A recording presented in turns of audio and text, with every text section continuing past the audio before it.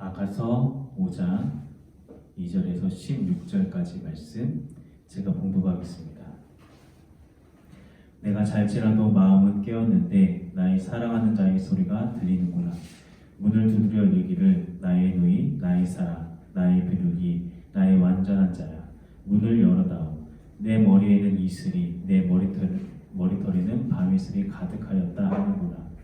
내가 옷을 벗었으니 어찌 다시 입겠으며 내가 발을 씻었으니 어찌 다시 더럽히랴마는 내 사랑하는 자가 문틈으로 손을 들이미매 내 마음이 움직여서 일어나 내 사랑하는 자를 위하여 문을 열 때 모략이 내 손에서 모략의 집이 내 손가락에서 문빗장에 떨어지는구나.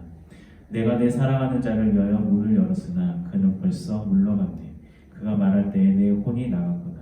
내가 그를 찾아도 못 만났고 불러도 응답이 없었노라.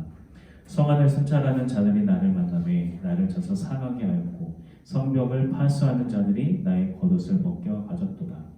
예루살렘 딸들아, 너희에게 내가 부탁한다. 너희가 내 사랑하는 자를 만나거든 내가 사랑함으로 병이 났다고 하려무나. 여자들 가운데 어여쁜 자야, 너희 사랑하는 자가 남의 사랑하는 자보다 나은 것이 무엇인가? 너희 사랑하는 자가 남의 사랑하는 자보다 나은 것이 무엇이기에 이같이 우리에게 부탁하는가? 내 사랑하는 자는 희고도 붉어 많은 사람 가운데에 뛰어나구나. 머리는 순금 같고 머리털은 고물고물하고 까매같이 검구나. 눈은 시냇가의 비둘기 같은데 우유로 씻은 듯하고 아름답게도 박혔구나. 땀은 향기로운 꽃밭 같고 향기로운 풀 언덕가도 같고 입술은 백합화 같고 모략의 즙이 뚝뚝 떨어지는구나. 손은 화목을 물린 황금 놀이개 같고 몸은 아루생인 상하에 천옥을 입힌 듯하구나. 다리는 순금 받침에 세운 화반석 기둥 같고 생김새는 레바논 같으며 백향목처럼 보기 좋고 입은 심이 달콤하니 그 전체가 사랑스럽구나. 예루살렘 딸들아, 이는 내 사랑하는 자요 나의 친구로다. 아멘. 자, 오늘은 찾아도 못 만났고 불러도 응답이 없었노라 라는 제목으로 하나님의 말씀 함께 나누도록 하겠습니다. 우리가 저번 시간에는 술람미 여인과 왕이 결혼식을 마치고 나서 아름다운 첫날 밤을 보내는 그런 장면에 대해서 함께 살펴봤습니다. 첫날 밤에 그 여인의 모습을 바라보면서 왕이 이렇게 고백을 하죠. 너는 어여쁘고 흠이 없구나. 그런데 이러한 신랑의 눈에 비친 여인의 모습이 바로 곧 하나님께서 우리를 바라보시는 하나님의 시선이다라고 우리가 이야기를 나눴어요. 물론 우리는 말씀에서처럼 흠이 없고 완전한 자는 아니지만 우리가 그렇게 하나님 눈에 그렇게 보일 수 있는 이유는 예수 그리스도의 십자가의 은혜로 말미암아 우리가 완전함을 입게 되었고 그 십자가의 공로로 말미암아서 하나님께서 우리를 바라보시며 너는 아름답고 너는 흠이 없다 이렇게 우리에게 말씀하시고 고백해 주신다라고 해서 저번 말씀을 함께 나눴고 그렇게 우리를 향하여서 흠이 없다라고 말씀하신 하나님께서는 우리와 하나됨을 원하는 온전한 연합을 이루게 됨을 우리가 말씀을 통하여서 함께 깨달았습니다. 이제 오늘 말씀에서는 그렇게 첫날 밤 사랑으로 하나가 되었던 남자와 여자, 그러니까 왕과 술람미 여인 사이에서 뭔가 갈등이 일어나는 그런 부분에 대해서 우리가 이야기를 나눌 거예요. 이러한 남녀 사이의 갈등을 살펴보기 전에 우리가 아가서 2장 15절에서 잠깐 이야기를 나눴었는데 우리 아가서 2장 15절 잠깐 한 말씀을 볼까요? 아가서 2장 15절 말씀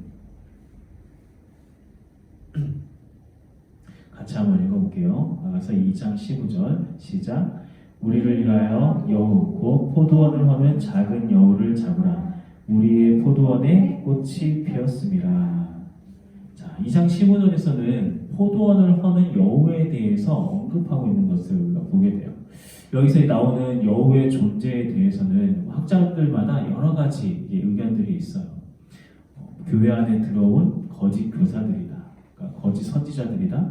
또 교회를 핍박하는 자들이다. 역사 속에서 수없이 등장했던 핍박자들, 또 사탄의 종들이다. 기타 등등의 여러 가지 의견들이 있는데 여우의 존재가 어떤 존재이든 간에 중요한 것은 분명히 포도원을 허는, 그러니까 교회의 근간을 흔드는 그런 악한 존재이기 때문에 그러니까 어떤 것을 적용하더라도 크게 틀리지는 않을 것 같아요. 하지만 우리가 이제 여기서 생각해야 할 것은 적어도 우리가 보고 있는 이 아가서 안에서는 아가서에서 여우의 존재는 외부에서 존재하지 않다는 거예요. 그러니까 남자와 여자 사이에 이 갈등을 조장하고 뭔가 위기 상황을 가져오는 데 있어서는 외부의 상황에서 외부적인 요소로 인해서 그런 갈등이 일어나지 않는다. 자, 그것을 생각을 한다고 하면은 이제 우리는 포도원을 허는 이 여우라는 존재는 어떤 외적인 요소가 아니라 그들 사이에 있는 내적인 요소라는 것을 우리가 짐작할 수가 있어요. 그리고 이제 오늘 본문 말씀에서는 아가서에서 유일하게 남자와 여자 사이의 어떤 갈등에 대한 이야기를 하고 있거든요. 즉 이제 오늘 말씀을 통해서 우리는 포도원을 허무는 이 여우가 도대체 무엇인지, 반드시 잡아야 하는 이 여우가 무엇인지에 대해서 유추할 수가 있다는 거죠. 이제 오늘 본문 말씀을 살펴보면서 2장 15절에 나왔던 포도원을 허는 여우라는 존재는 무엇인지, 그리고 어떻게 그 여우를 잡을 수 있는지에 대해서 우리 말씀을 통해 함께 알아보도록 하겠습니다. 자, 오늘 본문 말씀 2절 말씀 한번 같이 볼까요? 2절 말씀 같이 읽어보겠습니다. 시작. 내가 잘지라도 마음은 깨었는데 나의 사랑하는 자의 소리가 들리는구나. 문을 두드려 이르기를 나의 누이, 나의 사랑, 나의 비둘기, 나의 완전한 자야, 문을 열어다오. 내 머리에는 이슬이, 내 머리털에는 밤이슬이 가득하였다 하는구나. 자, 2절 첫 부분을 보면은 이제 여인이 이야기를 하는 거예요. 내가 잘지라도 마음은 깨었는데 라고 하고 있죠. 내가 자고 있는데 마음은 깨어있다. 어떤 상태인지 좀 짐작이 가시나요? 흔히 설잠을 잔다라고 이야기를 하죠. 그러니까 몸은 피곤해서 막 지쳐서 누워있긴 한데 잠은 들지 않고 깬 건지 잠들었는지 정확하게 모르는 그런 상태. 자, 보통 언제 이런 설잠을 자게 되나요? 걱정 근심이 많을 때 설잠을 자게 되죠. 뭔가 고민할 게 많고 생각할 게 많을 때. 그러니까 지금 이 여인은 무엇인지는 모르겠지만 여러 가지 상념에 사로잡혀서 자는 것도 아니고 깨어있지도 않고 그런 상태에 있다라고 이야기를 해요. 근데 여기서 이 여인이 어떠한 상념과 어떤 고민을 가지고 있는지 우리는 정확히 알 수 없지만 중요한 것은 바로 앞서 4장에서 지금 남자와 여자는 결혼식을 올리고 첫날 밤을 통하여서 완전한 하나, 세상에 그 무엇보다도 가까운 하나됨을 이루었었어요. 그런데 바로 다음 장에 이르러서 5장에서는 지금 남자와 여자의 상태가 어떻죠? 지금 침상에 누구만 있어요? 침상에 혼자 여인만 있다는 거예요. 남자와 함께하고 있지 않아요.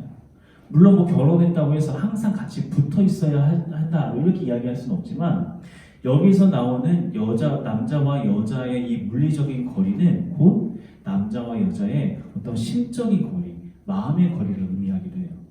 그러니까 여인이 지금 깊은 상념과 고민을 가지고 잠든 듯 안 든 듯 하고 있는데 그 가운데 남편이 함께하고 있지 않다. 그 고민 가운데 남편이 함께하고 있지 않다는 거예요.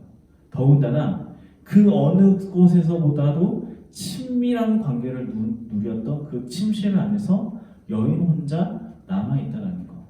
이 둘 사이에 뭔가 문제가, 어떤 갈등이 있다는 것을 우리가 생각할 수 있다는 거죠.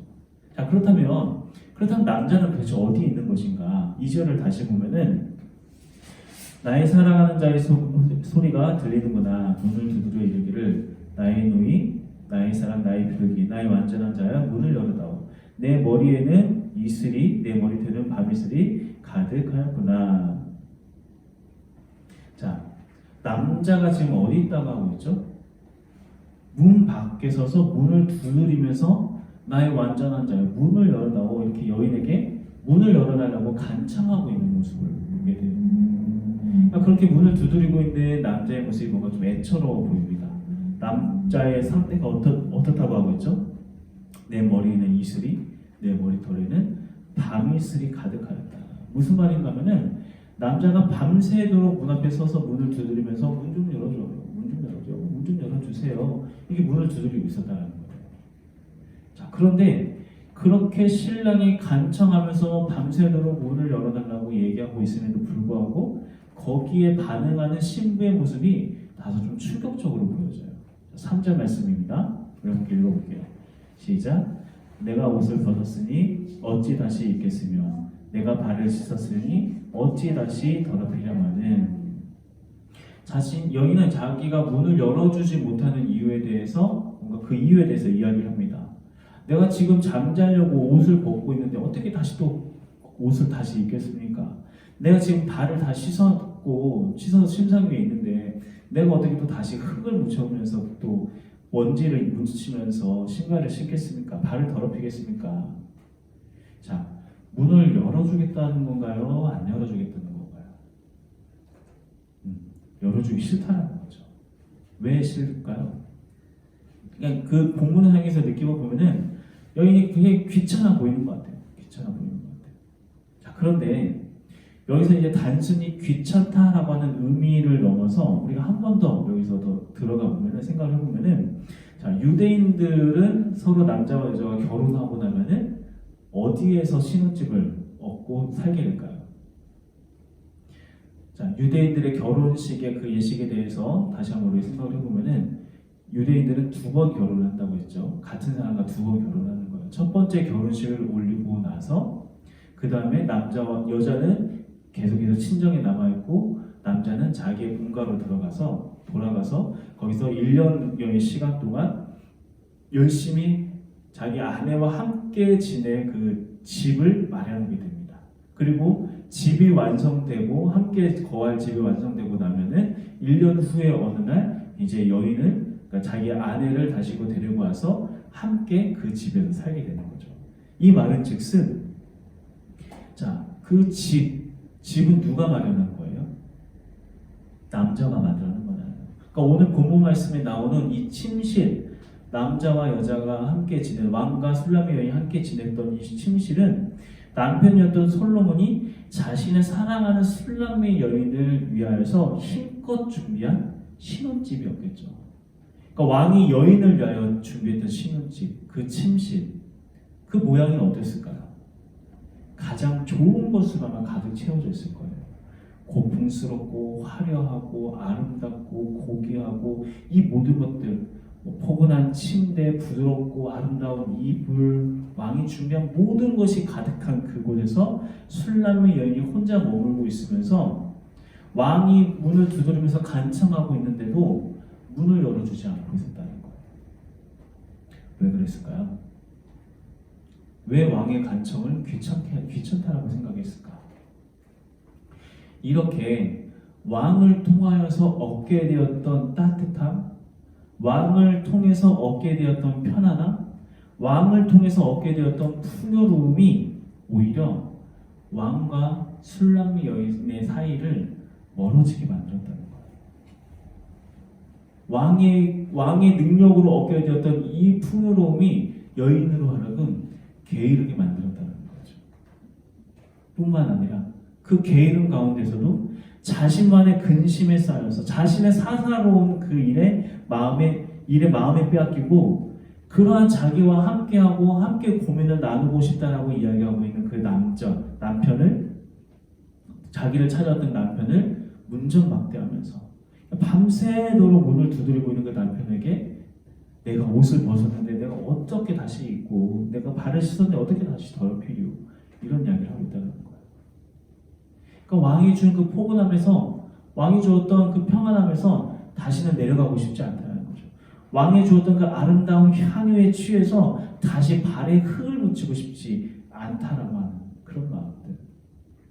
그러한 마음이 신랑과 신부의 그 관계를 멀어지게 만들었던 겁니다. 하지만 그러한 아내의 냉대에도 불구하고 남편은 포기하지 않고 사랑하는 아내랑 함께하기 위해서 계속해서 손을 내밀어요. 4절 말씀입니다. 내 사랑하는 자가 문틈으로 손을 들이밀매 내 마음이 움직여서. 자, 여기서 문틈으로 손을 들이밀었다라고 하는 것은 이스라엘의 그 문의 구조를 우리가 보면은 알 수가 있는데 보통 지금의 문들은 밖에 열쇠 구멍이 있어 그 열쇠 구멍에다가 열쇠를 꽂고 문을 열고 들어오지만 이 당시에 유대인 그 이스라엘에서의 이 고대 사회에서의 문 구조가 어떻게 되냐면은 팔 하나가 밖에서 봤을 때 팔 하나가 들어갈 수 있는 구멍이 하나 있고 이렇게 구멍에다가 팔을 쭉 집어넣고 이쪽에서 안쪽에서 열쇠로 가지고 문을 여는 거예요. 그러니까 문을 여는 장치가 안쪽에 있었다는 거죠. 그러니까 여기서 이야기하는 문틈으로 손을 들이밀었다고 하는 것은 그 남편이 여인이 계속해서 문을 열어주지 않자 손을 이렇게 쭉 내밀어 가지고 열쇠를 통해서라도 이렇게 열려고 했었다는 하는 거예요. 자, 그렇게 이 남편은 계속해서 뭔가 적극적으로 자기 아내에게 다가가려고 노력하고 있는 모습을 보게 돼요. 자, 그런 남편의 모습을 보면서 4절 후반절에 보면은 여인이 내 마음이 움직여서라고 하고 있죠. 근데 여기서 이제 마음이 움직였다라고 해서 우리가 딱 봤을 때는 저렇게까지 하는데 내가 열어줘야지 어떡하겠어 이렇게 생각할 수 있겠지만 이제 원문이 가지고 있는 뉘앙스를 보면은 좀 느낌이 좀 달라요.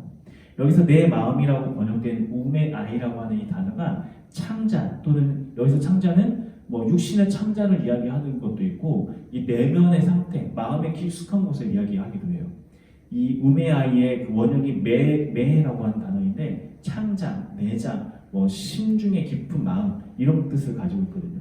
그 다음에 나온 이제 움직여서라고 하는 단어가 하무라고 하는 단어인데 이 단어의 뜻은 뭐냐면은 노하다, 경노하다, 폭풍우가 치다 이런 의미가 담겨 있어요. 자, 이러한 원어적인 의미를 생각을 한다고 하면 자, 마음이 움직여서라고 하는 이 말이 어떤 긍정적으로 느껴지신가요? 부정적으로 느껴지나요? 창자가 그러니까 내 마음이 경노했다, 화가 났다 이런 의미가 된다는 거예요. 그러니까 남편이 문 구멍을 통해서 문을 열려고 하는 그 모습을 보면서 여인의 마음이 어땠다는 거예요? 화가 났다는 거예요. 뭔가 불편했다는 거죠. 긍정적으로 저렇게까지 하는데 내가 문 열어줘야지 이런 모습이 아니었다는 거죠. 어쨌든 뭐 남자가 그런 적극적인 모습으로 어떻게 하겠어 내가 문 열어줘야지 하면서 이렇게 문을 열어주려고 이 여자가 딱 이렇게 일어나는 모습을 보게 돼요. 그래서 문을 열어줬어요. 5절하고 6절 말씀입니다. 일어나 내 사랑하는 자를 위하여 문을 열 때 몰약이 내 손에서 몰약의 즙이 내 손가락에서 문빗장에 떨어지는구나. 내가 내 사랑하는 자를 위하여 문을 열었으나 그는 벌써 물러갔네. 그가 말할 때에 내 혼이 나갔구나. 내가 그를 찾아도 못 만났고 불러도 응답이 없었노라. 자, 그렇게 여인이 일어나서 문을 딱 열어줬는데 여기서 이제 5절에서 이런 표현들이 있어요. 문을 열 때 모략이 내 손에서 모략의 즙이 내 손가락에서 문빗장이 떨어지는구나. 모략이라고 하는 것은 그 시체가 썩지 않도록 그것을 방부제 역할을 하는 향유.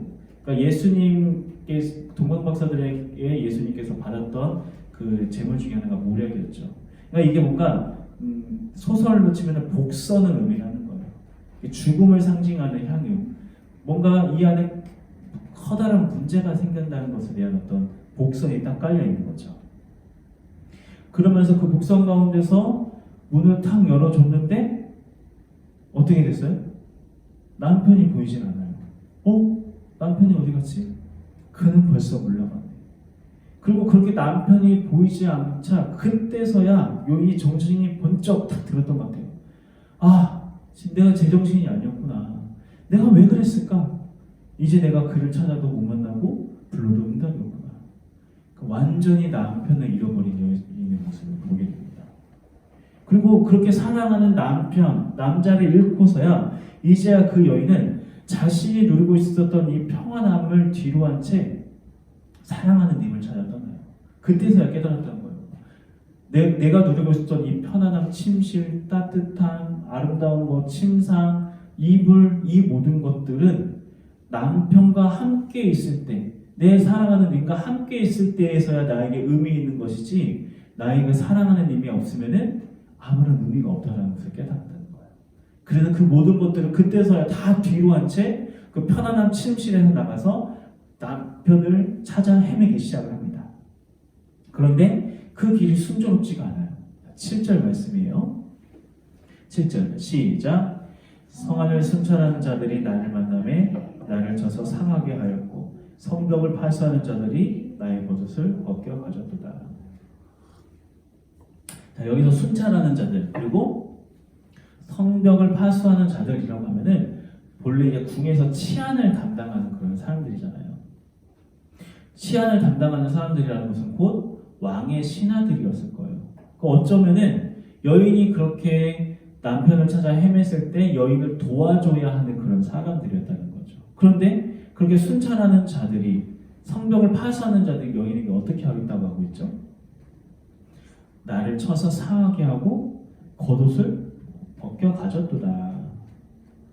자, 이게 뭘 의미하는 거냐면 왕과의 관계가 끊어지니까, 그 왕과의 친밀함이 사라지고 나니까 자기를, 나를 지켜주고 나를 보호해줘야 할 그 자들이 오히려 나를 해치는 자로 돌변했다는 것을 의미하는 거예요. 그런데 우리는 이러한 왕과 술람미 여인의 이 갈등의 모습을 우리가 깊이 묵상하다 보면은 뭐가 이렇게 떠오르냐면은 이 안에 들어있는 에덴 동산 안에서의 그 이미지가 들어있다는 것을 우리가 발견하게 돼요. 하나님께서는 인간을 창조하시고 나서 인간과 함께 거할 아름다운 에덴 동산을 미리 준비해 놓으셨죠. 에덴 동산을 완벽하게 준비를 하신 다음에 마치 신랑이 집을 준비하고 나서 아내를 데리고 온 것처럼 그 에덴 동산 안에 아담을 데리고 와서 그곳에서 정말 아름다운 그곳에서 하나님과 함께 동행할 수 있는 그 공간을 마련해 줬어요. 그 안에서 아담은 하나님과 그 친밀함을 누리면서 그 안에 있는 모든 것들을 마음껏 누릴 수가 있었죠. 그런데 아담과 하와에게도, 그 에덴 동산에 살고 있는 아담과 하와에게도 얼마 지나지 않아서 근심이 찾아옵니다. 마치 오늘 본문 말씀에서 술람미 여인이 내가 잘지라도 마음은 깨어있는데 라고 했던 것처럼 이전에는 가지지 않았던 고민, 하나님을 배제하는 고민, 선악을 알게 하는 나무 열매를 먹을까 말까, 먹어야 하나 말아야 하나. 지금까지는 모든 것을 하나님과 함께하고 늘 하나님과 동행하면서 하나님과 같은 생각을 하고 하나님과 같은 결정을 하면서 하나님이 창조하신 그 모든 세계를 다스리면서 있었는데, 처음으로 하나님을 배제해야 하는 고민이 시작됐다는 거예요. 그것도 하나님이 창조하셨던 그 아름다운, 하나님이 베풀어 주셨던 그 아름다운 에덴 동산 안에서 하나님을 배제할 일이 생겨났다는 거죠. 그리고 그러한 고민 속에서 아담과 하와는 결국 하나님과 동행할 것을 포기하고 독자적인 길을 갈 것을 선택을 합니다. 바로 죄를 짓게 되는 거죠. 자, 그렇게 죄를 짓게 되고 하나님과의 관계가 딱 끊어지고 나니 그 다음에 어떤 일이 일어나는가? 분명히 하나님과의 관계 안에 있을 때는 자신의 다스림 안에서 있었던 땅과 식물들이 이제는 땅이 엉겅퀴를 내고 가시덤불을 내면서 나에게 상처를 내는 그런 것들이 되었다는 거예요. 나를 해치는 모습이 되었다는 거예요. 그러니까 오늘 본문에 술람미 여인이 걷고 있는 모습이 바로 그런 모습이라는 거죠. 분명히 왕과의 그 친밀한 관계 안에 있었을 때는 그 성벽을 지키는 자들이, 파수꾼들이 나를 보호해주고 나의 다스림 안에 있어야 하는 자들이었는데, 그 관계가 끊어지고 나니까 오히려 나를 해치는 존재가 되었다는 거죠. 그러니까 아가서에서는 그런 에덴 동산에서의 이미지를 그대로 가지고 와서 여기서 이렇게 이야기하고 있다는 거예요. 자, 그러한 위기 속에서도 술람미 여인은 자신의 사랑하는 그님을 찾기 위해서 여기서 이제 예루살렘 딸들이라고 하는 이제 코러스가 등장하거든요. 우리 개역 개정판에는 기록되어 있지 않았지만 다른 그 성경 번역본들을 보면은 이제 코러스라고 해서 예루살렘 여인들이라고 해서 이렇게 이야기를 해요. 그러니까 아가서를 하나의 연극으로 본다고 이야기를 하면은 마치 이제 코러스하는 역할의 사람들에게 독백 형식으로 여인이 이야기를 하는 거예요. 8절 말씀에서 예루살렘 딸들아, 너희에게 내가 부탁한다. 너희가 내 사랑하는 자를 만나거든 내가 사랑함으로 병이 났다고 하렵나. 예루살렘 딸들아, 내가 부탁한다. 내가 내 사랑하는 자를 못 만나서 내가 상사병이 났다, 병이 났다. 이렇게 좀 전해주려. 내 남편을 만난다고 하면 그렇게 사무치는 그림을 전달하는 모습을 보게 돼요. 자, 이러한 술람미 여인의 호소짓은 목소리를 듣고 나서 예루살렘 딸들이 술람미 여인에게 다시 질문을 합니다. 그런데 이 질문이 왕과 술람미 여인의 그 틀어진 관계를 회복하는데 아주 중요한 역할을 해요. 자, 9절 말씀. 이 여자들이 예루살렘의 딸들이 뭐라고 이야기를 하는가 우리 9절 말씀 같이 한번 읽어볼게요. 같이 시작. 여자들 가운데 어여쁜 자야 너의 사랑하는 자가 남의 사랑하는 자보다 나은 것이 무엇인가? 너의 사랑하는 자가 남의 사랑하는 자보다 나은 것이 무엇이기에 이같이 우리에게 부탁하는가? 자, 무슨 말인가? 네 남편이 다른 이들보다 더 나은 게 무엇인가? 도대체 뭐가 특별하길래 그렇게 사무치면서 여인이 혼자의 몸으로 밤에 그렇게 해를 당하면서 겉옷을 빼앗기면서 그렇게 밤새 돌아다닌 거니? 도대체 네 남편의 특별한 것은 도대체 무엇이냐? 자, 이러한 예루살렘의 질문에 술람미 여인이 자기 남편이 어떤 사람인지에 대해서 10절부터 16절까지 줄줄줄줄 막 이야기를 하는데 그 이야기하는 내용들이 정말 거창해요. 대충 쭉 읽어보면은 내 사랑하는 자는 희고도 불과 많은 사람 가운데 뛰어나구나. 많은 사람한테 뛰어나대. 머리는 순궁이고 머리털은 고불고불 까마귀같이 검고 눈은 시냇가의 분위기 같은데 우유로 씻음타고 아름답게 박혀있고 뺨은 향기로운 꽃밭 같고 향기로운 푸른떡 같고 입술은 백합밭 같고 우리에게 집이 뚝뚝 떨어지는구나. 손은 황옥을 물리는 황금 누리개 같고 몸은 아루색인 상하의 천옥을 입히는다고요. 그러니까 온 몸과 이렇게 모든 것 하나 어느 것 하나 버릴 것 없이 심지어 다리는 순금 받침 같고 화만석 기둥 같고 생김새는 레바논 같으면 백합꽃처럼 막 듬직하게 막 보기 좋구나. 입은 심이 달콤하니 그 전체가 사랑스럽구나. 온 몸이 다 사랑스럽다고 얘기해요. 예루살렘 딸들아 이는 내 사랑하는 자요 나의 친구로다. 자, 자기 남편에 대해서 묘사하고 있는 여인의 그 모습 말이 어떤가요? 정말 이 세상에 그런 사람이 존재는 하나 싶을 정도로 온 구석구석이 정말 아름답고 값지고 이런 것들로 휘황찬란한 그런 모습. 정말 여인이 남편을 얼마나 사랑하는지 그 존재를 다시 한번 인식하는 모습을 우리가 보게 돼요. 그러니까 그 여인의 지금 여인 마음속에 잃어버렸던 남편의 본래의 모습, 그 본래의 존재감이 이 여인의 마음에서 점점점 회복되어져 간다는 거죠. 자, 특별히 왜 앞에서 얘기했던 9절의 말씀이 그렇게 남자와 여자의 무너진 관계를 회복하는 데 있어서 그렇게 중요한 역할을 하는가? 자, 특별히 우리에게 있어서도 이 질문이 굉장히 중요하거든요. 자, 어떤 의미인가? 우리는 예수 그리스도의 신부된 자로서 예수님과 함께 온전히 하나됨을 다 경험했던 사람들이에요. 그렇죠? 예수님과 함께 혼인식을 올리고 나서 하나님과 함께 늘 동행하기를 작정하기로 했던 우리들이잖아요.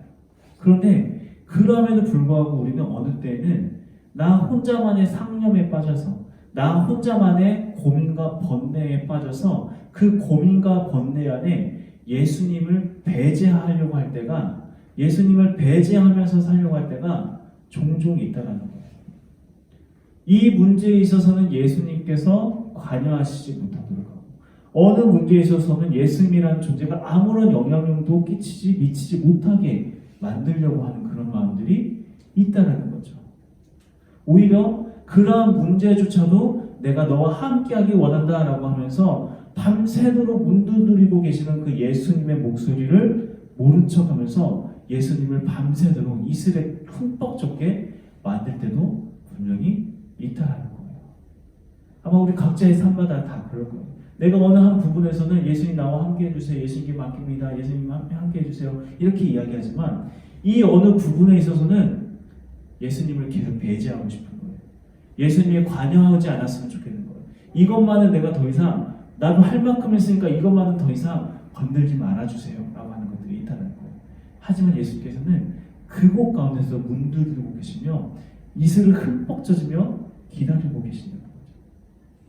그리고 또 어느 때는 우리는 하나님께서 주시는 이 편안함, 하나님께서 주시는 축복, 하나님 주시는 이 편안한 그 침상의 달콤함에 빠져서 나의 왕을 모시는 일을 주저하면서 때로는 귀찮아할 때가 그렇게 멀리할 때가 있다라는 거죠. 지금 또 일어나면은 지혜가 또 지금 왕이 부르심을 따라서 내가 일어나면은 나 또 겉옷 입어야 하는데 나 겨우 발수 누웠는데 또 다시 또 흙을 묻히고 발을 더럽혀야 하네. 귀찮은데. 왕이 주신 하나님이 주신 그 편안한 나의 환경 가운데 머물고 싶어하는 그 마음이 밤새도록 두드리고 계신 예수님의 그 목소리를 외면하게 만든다는 거죠. 그리고 이러한 모습이 바로 신랑과 신부의 관계를 허는, 곧 포도원을 허는 여우의 실체라는 겁니다. 신랑의 그 존재 자체가 아니라 신랑이 제공해주는 심상의 편안함, 이불의 따뜻함에 마음이 빼앗겨서 내가 옷을 벗었는데 내가 어찌 일어나겠으며, 발을 씻었는데 어찌 더럽히겠습니까? 내가 이거는 나 혼자 고민해도 되고, 이것은 나 혼자만 내가 그냥 알아서 할게요. 참견하지 말아주세요. 라고 하는 나 혼자만의 상념이 바로 포도원을 허는 여우였다는 거예요.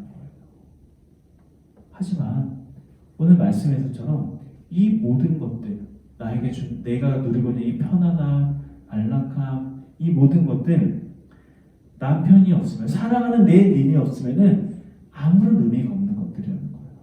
마찬가지로 하나님이 없다면 지금 우리가 누리고 있는 이 편안한 안락한 풍요로 무슨 의미가 있냐는 거예요. 무슨? 그리고 분명 하나님의 관계 안에 있을 때는 나를 지켜주고 나를 보호해주고 있었던 그 모든 것들이 하나님과의 그 관계가 끊어지는 순간 어떨 때는 나를 가장 아프게 만드는 존재가 될 때가 참 많다라는 거예요.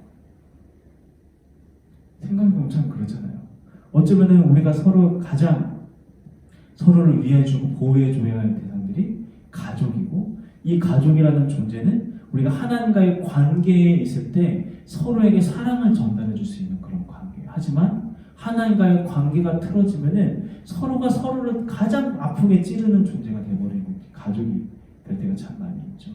가족뿐만 아니라 비단 내 주변에 있는 모든 것들, 내가 하나님과의 관계가 틀어지면은 그전엔 나를 위하여 했었을 것 같은 것들이 나의 직장이 될 수도 있고 친구 관계가 될 수도 있고, 이 모든 것들이 오히려 나를 아프게 하고 찌르게 하는 그런 경험들, 아마 우리 모두가 한 번씩은 다 겪어봤을 거라는 생각이 들어요.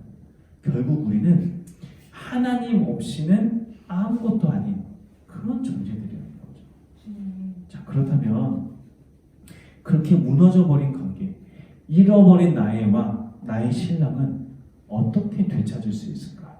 우리 9절 말씀 다시 한번 읽어볼게요. 9절 같이 시작. 여자들 가운데 어여쁜 자야, 너의 사랑하는 자가 남의 사랑하는 자보다 나은 것이 무엇인가?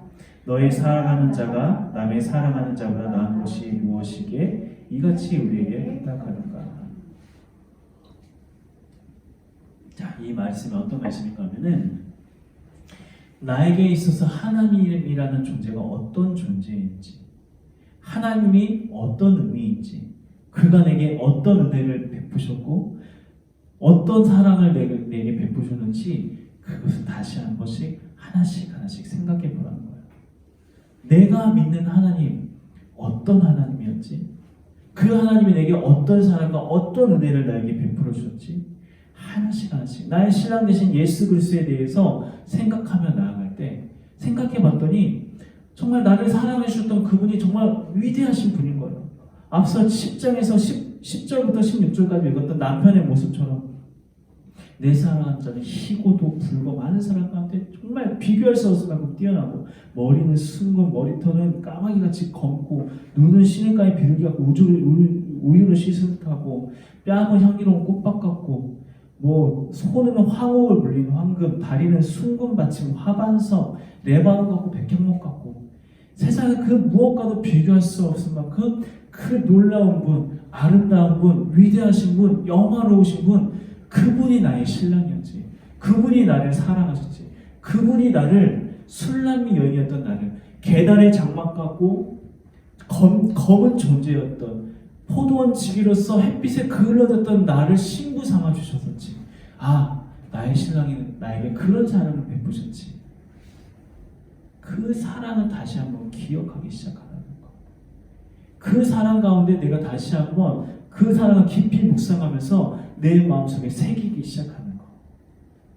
거기에서부터 그 모든 관계의 회복이 시작된다라고 말씀하고 있는 겁니다. 그리고 그렇게 우리 마음속에 새겨진 하나님이 어떤 분이셨는가에 대한 이 생각이, 그 존재감이 우리로 하여금 다시 하나님과의 온전한 관계 속으로 우리를 이끌어 간다는 거. 어쩌면 우리도 이 본문에 나오는 술람미 여인처럼 우리의 신랑 되신 예수 그리스도를 문 밖에 세워두고 밤새도록 이슬 맞도록 내버려둘 때가 있었을 거예요. 어쩌면 지금 그러고 있는 사람이 있을지도 모르죠. 또한 어떤 때는 예수님이 주셨던 이 편안함과 축복과 이 안락함의 마음에 빼앗겨서 예수님께 문 열어드리는 것을 하루 이틀 미루면서 귀찮아할 때도 있을지도 몰라요. 지금 내가 이렇게 편안하게 잘 살고 있는데, 내가 이렇게 많은 것도 누리고 있는데 이걸 포기하고 또 나아가야 한다고. 하지만 그러한 게으름, 그러한 이기심이 만일에 우리로 하여금 예수님을 잃게 만든다면, 예수님을 잃어버리게 만든다면, 과연 우리는 예수 그리스도의 신부로서 정말 행복하게 살 수 있을 것인가? 절대 그럴 수 없다는 거죠. 우리는 이 틀어진 관계를 회복해 나가야 돼요. 회복해.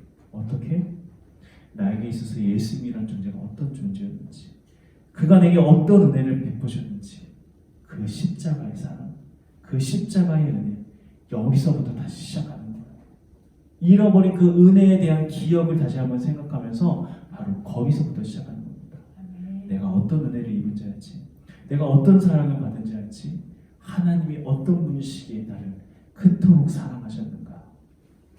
이러한 사랑의 기억의 회복으로 말미암아서 놓쳐버렸던 예수님과의 그 관계를 회복하면서 다시 그리스도의 거룩한 신부로서 하나님과 함께 동행하는 삶을 살아가는 우리 모두가 되길 간절히 소망합니다. 아멘.